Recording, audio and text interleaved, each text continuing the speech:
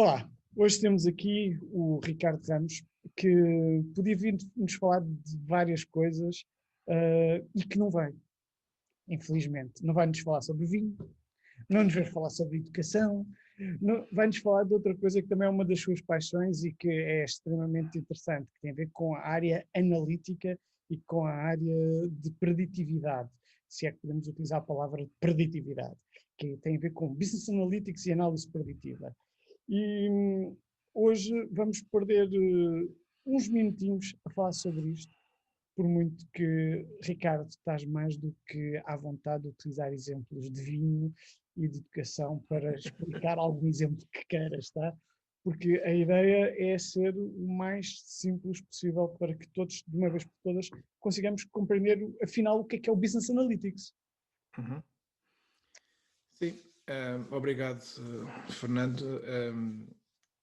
É um prazer estar aqui neste podcast. Tal como estávamos a falar em off, já ouvi aqui uns quantos episódios e gosto bastante da dinâmica que tens trazido aqui para estas conversas e, portanto, obrigado por me incluires nesta lista.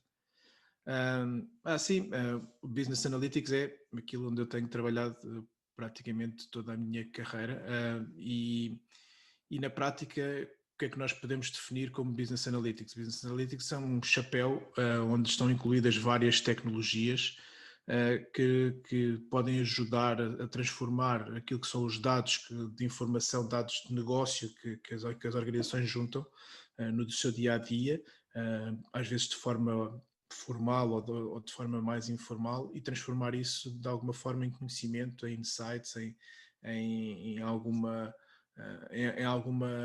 ação que tenha que ser tomada com base nesses dados. Portanto, basicamente esse é o chapéu principal. Portanto, são várias tecnologias, portanto, é um chapéu que inclui muita coisa e que pode ser utilizado em inúmeros use cases nas organizações. E eu, quando comecei a apresentar, esqueci de dizer uma coisa que é extremamente interessante. Nós os dois já trabalhámos juntos na mesma empresa há Exato. muitos anos. Por isso não há problemas de teres com cabelos brancos, e eu também já comecei aqui a aparecer com alguns cabelos brancos, é porque realmente nós conhecemos a falar de números. Eu já tinha cabelos brancos nessa altura, Já portanto também. tinhas cabelos brancos nessa altura. Não tantos, mas já tinha. Com 20 anos o Ricardo já tinha cabelos brancos, é verdade. É verdade. Porque nós começámos mesmo aí, começámos a trabalhar juntos há 20 anos, a falar sobre números e a falarmos sobre Business Analytics e aquilo que era na altura já uma dor de cabeça muitas vezes de se explicar e que ainda hoje tem que fazer muito evangelismo, que é o que é que nós podemos obter do Business Analytics enquanto gestores? O que é que o Business Analytics nos pode trazer de mais-valia para a gestão diária de uma empresa ou para a gestão de uma marca? Ok. Eu começava por alargar um bocadinho a expressão, ou seja, o business Analytics, o Business Intelligence, o Analytics, tem vários nomes que utilizamos. Sim, e podes isso pode ser aplicado a vários níveis dentro da organização, ou seja, estas ferramentas ajudam principalmente quem toma decisões. E nem sempre são só os gestores ou os diretores ou os cargos mais elevados que tomam decisões. Há decisões a ser tomadas a todos os níveis da organização. E eu acho que uma das principais mais-valias que isto pode trazer é que pode ajudar todas as pessoas dentro de uma organização a tomar decisões mais informadas, a tomar decisões que tenham suportadas num conjunto de informação e não só na experiência. Agora, dito isto é aquela componente mais chavão. Agora, o que também é importante de realçar é de que isto não vai substituir nenhum tipo de função dentro das organizações. O que isto vai fazer é que as pessoas, portanto, o Business Analyst só vai ter bons resultados quando as pessoas utilizarem isso para seu benefício, ou seja, para trabalharem melhor, para fazerem melhor a sua função. Não é expectável de ser uma tecnologia para chegar e agora vamos substituir esta gente toda. Não, o que a gente quer é que aquelas pessoas inteligentes que passam semanas a produzir folhas de Excel passem a ter uma ferramenta mais que os ajude a substituir o trabalho chato e a dar-lhes tempo para fazerem aquilo que realmente deveriam estar a fazer, que é pensar, olhar para os números, tomar decisões e não andar a fazer tarefas aborrecidas e repetitivas que não trazem valor acrescentado absolutamente nenhum. E eu acho que esse é o principal benefício e isto é aplicável não só aos gestores, aos diretores, aos managers, às pessoas que tomam decisões, qualquer nível de decisão. E as organizações conseguem transformar isto de forma a que essas pessoas tenham acesso à informação para tomar essas decisões. Coisas tão elementares, coisas tão elementares às vezes como, por exemplo, sei lá, um porteiro. Estou a me lembrar agora aqui de um exemplo que eu estava a falar outro dia com um colega meu nos Estados Unidos. Uma pessoa que está na recepção, na portaria de um hospital, ele vai gerir quem é que vai permitir a entrada ou não entrada, gerir as capacidades, principalmente nestas alturas de pandemia. Se ele tiver uma informação ali à frente dele que lhe diga como é que está o estado da sala de espera, como é que está o estado dos centros dos médicos, da fila de espera para os médicos, essas coisas todas, ele vai conseguir tomar uma decisão mais informada sobre, epá, agora esperam aqui fora mais 10 minutos para aquilo aliviar lá dentro, do que ser só, de vez em quando ir lá dentro espreitar para ver como é que as coisas estão. Isto é uma coisa básica que pode, por exemplo, evitar surtos, agora nesta fase de Covid, pode, por exemplo, evitar surtos dentro de um hospital, porque consegue controlar de forma informada sobre coisas básicas. Ou seja, isto não tem aparentemente um grande valor, não é um caso óbvio de business intelligence, mas é uma aplicação que pode ser utilizada. E depois temos aquelas mais clássicas, ou seja, nós olharmos para aquilo que são as vendas, os casos de perceber qual é que são as pessoas que estão mais com melhor performance, ir à procura dos bons exemplos e trabalhar, ver o que é que o cliente que já não compra há não sei quanto tempo, ir perceber o que é que aconteceu. Portanto, há um conjunto de informação que é preciso ter dados para isso e não ser só intuição. Atenção, que eu volto a referir, a intuição é fundamental, mas é para complementar com este tipo de informação. Mas há N exemplos. Olha, vou dar outro exemplo que eu acho muito engraçado, que me foi contado por um cliente nosso, que nos dizia que ele tinha uma farmácia na Madeira. E ele dizia que quando começou a utilizar a ferramenta de Business Intelligence, que aquilo pagou-se quase sozinho logo no início. Porquê? Porque ele tinha pessoas que entravam, os funcionários iam para os seus postos à escolha. Portanto, era o primeiro que chegava, só ocupava aquele cliente que lhe interessava. E ele começou a perceber, através da ferramenta, que havia pessoas que produziam melhor quando estavam em determinados postos. E começou a perceber depois porquê, foi observar os postos e foi ver, então percebeu que havia uma das funcionárias que tinha sido mãe há pouco tempo, então quando estava junto da puericultura, vendia muito mais do que fosse o Manel, não sei como é que se chama o senhor, que já tinha quase 60 anos e que já não estava tão dentro desses temas. E, portanto, quando estava junto dos postos que tinham coisas de puericultura ao lado, a produção média por ticket era muito superior. E, portanto, este tipo de coisas são exemplos dos benefícios que as pessoas podem tirar do negócio e essa pessoa tem muita experiência de farmácias, já trabalhava com isso há muito tempo, mas era uma coisa que lhe tinha escapado ao olhar. E, portanto, estas ferramentas, e principalmente agora introduzindo aqui um bocadinho a componente de inteligência artificial, a inteligência artificial permite-nos também, pronto, isto foi feito por uma análise mais olhando para um dashboard, mas a inteligência artificial também vai permitir que essas próprias ferramentas façam um push de insights deste género, ou seja, olha, já viu nestes seus dados que há aqui um cliente que já não lhe compra nada há 3 meses, quando ele comprava regularmente e religiosamente todos os meses. Olha, já viu que há aqui uma das suas linhas de produção está a produzir 5% a menos do que era costume. Já viu que tem um dos carros da sua frota que está a consumir mais combustível do que é normal. Portanto, há esse tipo de insights que às vezes escapam às folhas de Excel, aos dashboards e essas coisas todas. E, portanto, eu acho que essa é a grande mais-valia que nós conseguimos ter para as organizações com estas ferramentas. Foi interessante tu falares destes exemplos por várias razões. Um deles é desmistificar o que é que realmente é tudo isto que tem a ver com Business Intelligence e com o BI. E outro, porque destes exemplos que me fizeram lembrar uma situação bastante divertida, que tu foste um dos atores, que foi de um amigo nosso que entrou num projeto internacional para ganhar um concurso para ir à Antártica. E que nós, para, ao vermos aquilo, todos juntámos e quisemos apoiá-lo para ele ir. E chegou um dia que estávamos todos a ver como é que se pode ganhar mais votos, como é que se pode fazer com que ele consiga mais votos, e de repente apareces tu vindo do nada com uma solução muito simples de BI, em que nós conseguimos ver como é que estávamos em progressão de votos, onde normalmente iríamos ver aquilo basicamente, que era quantos votos temos comparando com os outros, mas de repente foste trazendo novas camadas de inteligência àquela questão que tínhamos, que era quem é que está a ganhar mais votos no último dia, quem é que está a ganhar mais votos nas últimas horas, e procurar fazer correlações com outras situações. Sim. E foi super divertido, porque depois tinha alarmes, tinha todo um processo de alarmística, e de repente conseguíamos responder aos ataques da concorrência, vamos pôr concorrência aqui entre aspas, ao minuto.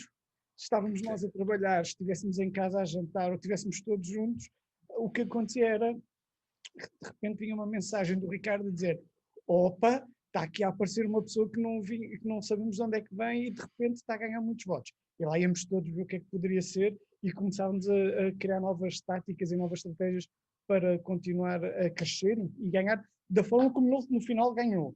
Que foi um conjunto de táticas e uma estratégia muito bem definida por parte de todos, que levou a que não só o marketing, como também esta parte preditiva e esta parte analítica fosse envolvida, e depois também toda a parte de relações públicas que, no caso, foi implementado também. Foi todo um correlacionar de coisas onde todas as pessoas, cada um trouxe a sua especialidade e cada um procurava ver números e procurava perceber estes números, que é algo que as organizações deveriam também vir fazer. Que muitas vezes, e como disseste, o porteiro de um hospital, se tivesse esta possibilidade de ter uma análise estatística simples, às vezes, de quantas pessoas estão, sabendo qual é que é a capacidade mínima ou capacidade média de um espaço, poder gerir muito mais facilmente o espaço de recepção, ou até levar a que um hospital crie mais do que uma entrada de recepção e espaços diferentes para receber as pessoas de uma forma correta e coerente, não é? Isto não é uma bola de cristal, é simplesmente fazer análise preditiva muitas vezes, que é, se eu estou aqui, se estou no ponto A, como é que eu vou até ao ponto B? Ou o que é que eu preciso para ir para o ponto B? Deixa-me dar outro exemplo mais preditivo. E isto já tem anos, ou seja, a inteligência artificial é uma coisa com muitos anos, ou seja, isto apareceu à volta dos anos 70, talvez um bocadinho antes, mas a questão é que foi evoluindo, mas depois teve aqui um inverno, portanto, aquilo nas tecnologias, chamamos um bocado um inverno, quando as tecnologias não estão a ser adotadas e passam ali por uma fase que já existe a tecnologia, está lá, mas ninguém lhe dá uso. E nessa... O exemplo que eu queria trazer era para o futebol, por exemplo. E isto aqui não tem nada a ver connosco, foi uma coisa que eu fui conhecendo e que achei muito entusiasmante, que é o AC Milan foi pioneiro na altura, no volta dos anos 80, na forma de conseguir tirar mais proveito dos jogadores. E como é que eles faziam isso? Ou seja, nós passámos a ter no AC Milan os jogadores a jogar com 35, 37, 38, quase 40 anos. E isso o Maldini pós 41. Exatamente, e portanto estamos a falar de uma equipa que passou a conseguir tirar muito mais proveito dos jogadores com base em começar a recolher dados sobre tudo o que envolvia aqueles jogadores, sobre o que é que comiam, quanto é que comiam, quanto tempo é que demoravam a comer, o que é que dormiam, como é que dormiam, qual é que era o nível de satisfação, faziam uma análise, tinham uma pessoa que tomava nota, este gajo hoje está mal disposto, pá, esse tipo de tudo. Eles monitorizavam tudo sobre um jogador. E depois, com esses dados, eles começavam a perceber, olha, quando ele está com estas características é quando ele, uma semana ou duas depois, começa a ter lesões. Ou quando ele está a comer menos, deixou de comer, está com menos apetite, não sei o quê, pode significar outra. Pronto, além depois dos dados médicos e das coisas todas, não é? Mas eles conseguiam juntar essa informação toda e conseguiam prever com um accuracy brutal sobre as lesões previsíveis que possam ser previsíveis. Ou seja, se ele põe o pé mal e torce, isso não é uma lesão previsível, mas se tem um problema, ter um problema muscular que o afeta ao fim de uns quantos no tempo de jogo, é um problema previsível. E mais, e depois começar a perceber, olha, este jogador, ele vai conseguir jogar em top durante 60 minutos. A partir daí está em alto risco de lesão, ou está em alto risco de deixar de conseguir jogar e de coisa. Então o treinador tomava a decisão, epá, com base nisto, eu se calhar vou pô-la nos primeiros 60 minutos e depois tiro, ou meto só na segunda parte, faço essa gestão. E o AC Milan conseguiu começar a tirar muito mais proveito dos jogadores, poupou fortunas em jogadores, porque não precisava de os rodar tanto, tinha jogadores mais velhos que teoricamente podiam ter salários maiores, mas custavam menos dinheiro a comprar, e tirava proveito de jogadores que se calhar já estavam afastados para outros clubes. E isso é um tipo de exemplo daquilo que a análise preditiva, que já tem, como eu disse, já tem muitos anos, consegue depois dar de mais-valia para as organizações. E, portanto, eu acho que isso é... outra coisa também importante, que é preciso também que as organizações sejam capazes de se adaptar e mudar quando estão a adotar estas técnicas, porque no final depois eles tinham que tomar decisões de que nem todos os jogadores treinavam da mesma forma. Podia haver um jogador que durante uma semana nem sequer treinasse e fosse titular. E isso é uma mentalidade que às vezes não é fácil de implementar. As empresas também têm que estar preparadas, se querem tirar o máximo das pessoas, têm que estar preparadas para adotar. Pode ser, tu podes ter uma pessoa que é genial no teu trabalho, mas que essa pessoa só é genial se trabalhar 4 horas por dia. Pá, é assim, e queres tirar proveito daquela genialidade ou não queres tirar proveito daquela genialidade? É uma decisão válida, qualquer uma delas. Agora, se souberes isso de antemão, consegues tomar essa decisão mais informada, como eu disse desde o início. Agora, lembraste-me também de um filme que pega muito na parte da análise preditiva, com o Brad Pitt, o Moneyball, que para quem ainda não viu, aconselho vivamente a ver. É daqueles filmes que, quando em vez, gosto de ver só para lembrar ali alguns princípios básicos na parte de preditividade do que é que pode ser feito, o que é que nós podemos prever ou o que nós não podemos prever, e como se pode alterar as regras do jogo de formas muito, muito simples. E no caso, olhando para os números. Sim. E dito isto, tu já respondeste um bocadinho à pergunta que eu ia te colocar a seguir, mas mesmo assim passo-a, que é como é que nós podemos tirar melhores resultados e podemos ainda ter melhores tomadas de decisão olhando para os números. Porque os números por si não dizem nada. Claro. Epá, eu aí acho que há um fator que é fundamental, que é a questão da literacia de dados. Eu costumo usar este exemplo. Na primeira Revolução Industrial, um dos fatores-chave que existiram foi a literacia, porque para a produtividade nas fábricas era muito mais produtivo se tu conseguires dar instruções e procedimentos por escrito a uma pessoa do que teres que andar pessoa a pessoa a explicar-lhe, vezes sem conta, o que é preciso fazer, e as pessoas não fixavam. A partir do momento em que as pessoas conseguiram aprender a ler, conseguiram ser muito mais produtivos numa fábrica. Aquilo que eu acho que acontece é que a próxima revolução industrial que aí vem, que está aí a aproximar-se, com toda esta questão da robótica, da inteligência artificial e tudo isso, vai dar origem a uma nova revolução industrial, porque vamos passar toda a nossa produção e de tudo para um patamar completamente diferente. E atenção, isto sem ser completamente catastrofista, nós não vamos, os robôs não vão tomar conta do mundo, não é isso que eu estou a querer dizer, é apenas e só vão ajudar-nos a ter uma melhor vida se nós soubermos aproveitar. E a questão que eu queria dizer é que a literacia de dados vai ser o fator fundamental para essa fase. Ou seja, vai ser como aprender a ler. Uma pessoa que não sabe interpretar um gráfico, e nós temos isso todos os dias, E basta olhar para as televisões, os próprios jornalistas não sabem muitas vezes interpretar dados. Ou por outro lado, também sabem demais e conseguem manipular a percepção das pessoas. E portanto, se a pessoa não conseguir interpretar, não conseguir olhar para um gráfico e perceber, epá, mas espera lá, estas duas escalas estão aqui, parece um crescimento brutal, mas esta escala é minúscula, portanto não faz sentido nenhum. Se a gente puser uma escala normal, este crescimento não é assim tão grande. E portanto, se houver pessoas, se as pessoas conseguirem começar a ganhar essa análise e essa capacidade analítica de interpretar gráficos e de saber o que é que significa, o que é que está por trás daquilo, perceber coisas tão simples que correlação não é causalidade, ou seja, o facto de duas coisas estarem correlacionadas não quer dizer que sejam a causa uma da outra. Coisas desse género, tão elementares, que faltam muito nas organizações. E eu acho que isso vai ser a forma de dar o próximo passo, ou seja, se as organizações se apostarem no aumento da literacia de dados dos seus funcionários, vão estar muito à frente de todos os outros, vão tirar muito mais vantagens em relação a todos os outros. E, portanto, eu acho que esse é o fator principal para as organizações começarem a tirar melhores resultados.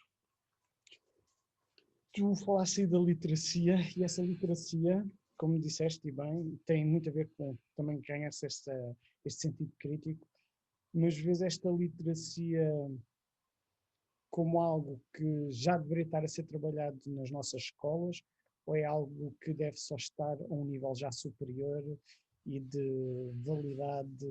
ser validado já somente em MBAs e pós-graduações e depois no local de trabalho? Bom, isso pode-nos levar aqui depois a uma conversa um bocadinho mais longa. Eu acho que eu, apesar de muito tecnológico e muito geek e tudo isso, eu acho que as escolas devem trabalhar cada vez mais as competências mais soft skills, trabalhar mais soft skills e menos a componente mais puramente tecnológica. Uhum. Okay? Porque eu acho que é uma das coisas que mais faz falta no mundo de hoje, é a questão da empatia pelo próximo. E esse tipo de coisas eu acho que é fundamental. Neste momento devia de ser a prioridade número 1 das nossas escolas, é criar pessoas mais empáticas e pessoas melhores pessoas. Dito isto, eu acho que esta componente da literacia de dados está em tudo, ou seja, se nós conseguirmos mudar a forma como vemos as escolas e se nós conseguirmos mudar a forma como são ensinadas às crianças coisas e não sejam só depositadas conteúdos para as pessoas decorarem, para os miúdos decorarem, eu acho que vai fazer naturalmente parte da literacia de dados, porque se nós estivermos a olhar para números de matemática, se não for só dizer isto é assim porque é assim, e se lhe dissermos que isto é assim porque aqui atrás está assim esta relação e tudo, e explicarmos tudo o que está por trás e as crianças puderem perguntar porquê e forem curiosas o suficiente para ir à procura, essa literacia vem automaticamente, essa literacia de dados vem automaticamente com tudo isso. Porque a principal característica de uma pessoa que é literada em termos de dados é a curiosidade. Tu não podes ser literado em termos de dados se não tiveres curiosidade. É Porque se tu só curiosidade olhares... e crítico, não é? E sentido crítico, exatamente.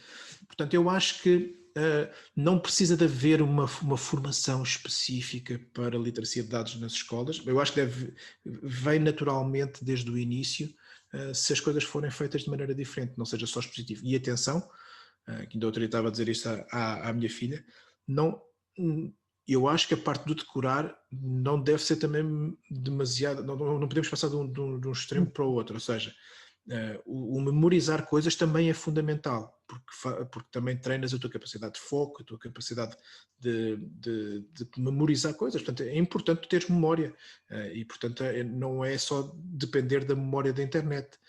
Portanto, eu acho que é fundamental nós conseguirmos ter essa capacidade agora. Portanto, eu acho que sim, pode vir desde o início. Tem que ser mudado um bocadinho a forma como se dão aulas. Ricardo, o nosso tempo passou muito rápido. mini reviews, muito, muito rápido. E nós estávamos a falar isso em off, que isto Sim. dava pano para mangas. Mas olha, quero-te agradecer, porque acho que conseguimos passar aqui 2 a 3 pontos extremamente importantes. Um deles foi agora o que falámos, que fizeste o resumo da conversa, que é, antes de mais, os números não falam por si, os números só falam quando nós temos capacidade de análise e sentido crítico. E aí os números começam a ganhar uma nova visão. Um bocadinho a Minority Report, começa-se a ver coisas a sair de um lado e do outro. Mas ao mesmo tempo que é estilo quase Minority Report, não é bola de cristal. Não é a bola de cristal que vem dali de um lado qualquer e que nos vai dizer o que é que vai acontecer. Pelo contrário, é algo que nós temos que fazer correlações e perceber as várias situações. E que cada vez mais as empresas têm que focar-se nisto, em que ter números, olhar para os números, começar a estabelecer uma correlação dos números que têm, não só para saber o que é que andam a vender e o que é que a concorrência anda também a vender, mas também muitas vezes para otimizar as suas formas de trabalhar, como tu deste esse exemplo, e é um excelente exemplo de uma coisa que parece que é ao lado, mas que faz todo sentido, como foi este exemplo da farmácia. Obrigadíssimo por este tempo que tiveste aqui, tá bom? Obrigado, eu.